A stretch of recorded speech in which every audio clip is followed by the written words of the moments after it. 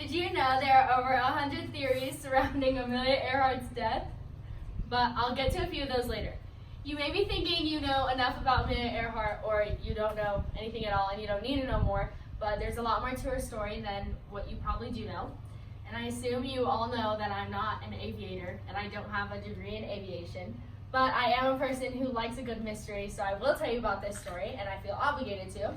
So today I'm going to be talking about her early life and what schooling she went to get to the peak of her career. Then I'll talk about the peak of her career, and then I'll talk about the end of her career and some conspiracy theories surrounding her death.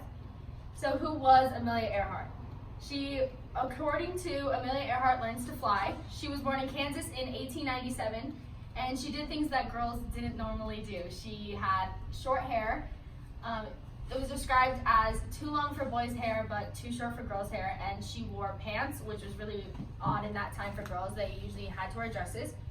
And so from early on, she didn't really care about labels. She just did what she wanted to do. She grew up with her grandparents instead of her dad had passed away when she was little, and then her mom got into alcohol. So she lived with her grandparents for most of her life, and that too paid for her schooling with a little bit of money pitched in from her mom. According to National Geographic, she was 12 before she saw her first plane, and when she did, she became fixated with them. She started college wanting to be a nurse, and she went through that for a while. She went through nursing school. But then when she was 20, she was invited to be the first woman passenger, just out of random. They asked her to come. And so once she was a passenger on a plane, she knew that that's what she wanted to do instead of nursing. So now that we know the backstory of Amelia Earhart, this is the peak of her career. So the peak started just right when she bought her first airplane. She started breaking record after record, or setting record after record.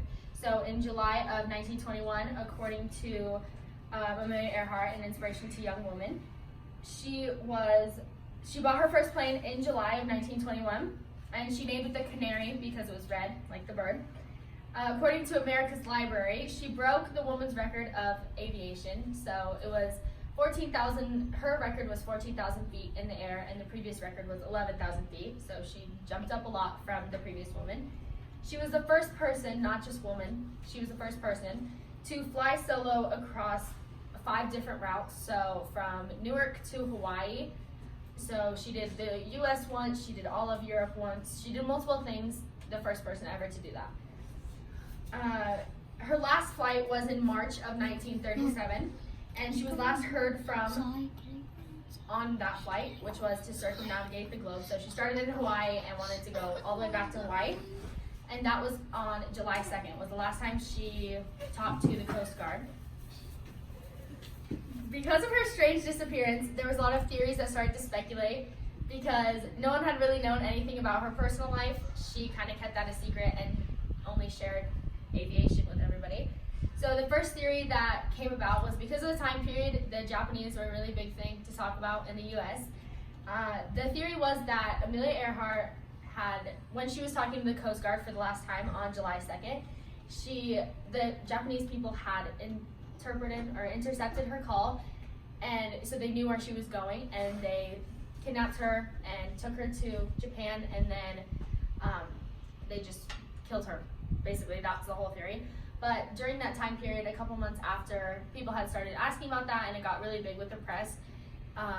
The United States government came out and said that they know that's not true, and the Japanese government also said that that's not true and that never happened. They never knew anything about Amelia Earhart, they had said.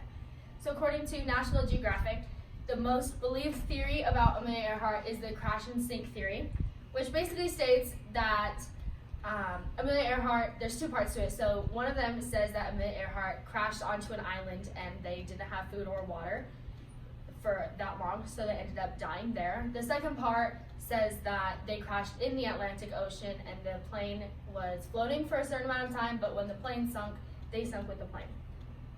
And that's the one that most people believe because it's a lot more logical than a lot of the other theories, which are like she was a spy or things like that. Also, according to National Geographic, the second most believed theory is the Marshall theory, which is the theory that I believe. So this theory basically states that there's a little island called Marshall Island, which is part of Costa Rica today.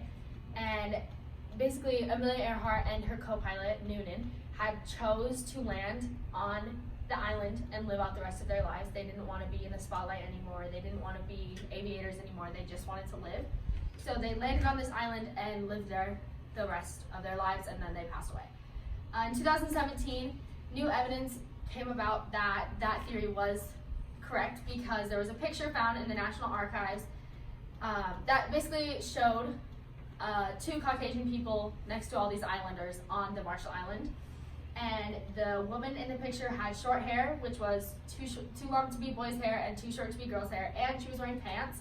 And the man had receding hairline, but it was peaked, which that was one of Noonan's key facial recognitions. So people obviously thought that that was the theory. And also, according to National Geographic, they did a whole documentary on Amelia Earhart. There was 117 pages missing from her file and her aviation file. From the beginning to page 118, the pages were missing. So they don't know what happened to those, or why they were missing, or who took them, or anything like that. So people started to believe the Marshall theory a lot more. As you know, Amelia Earhart was an incredible aviator, and she set records, and she was kind of the poster woman for people who wanted to do something that seemed wrong for them to do. Like, she was doing a man's job. She was wearing men's clothing, things like that. So today I talked about the early life of Amelia Earhart, the peak of her career, and I told you some conspiracy theories surrounding her death. And I want to leave you with the thought that not everything is as it seems. Thank you.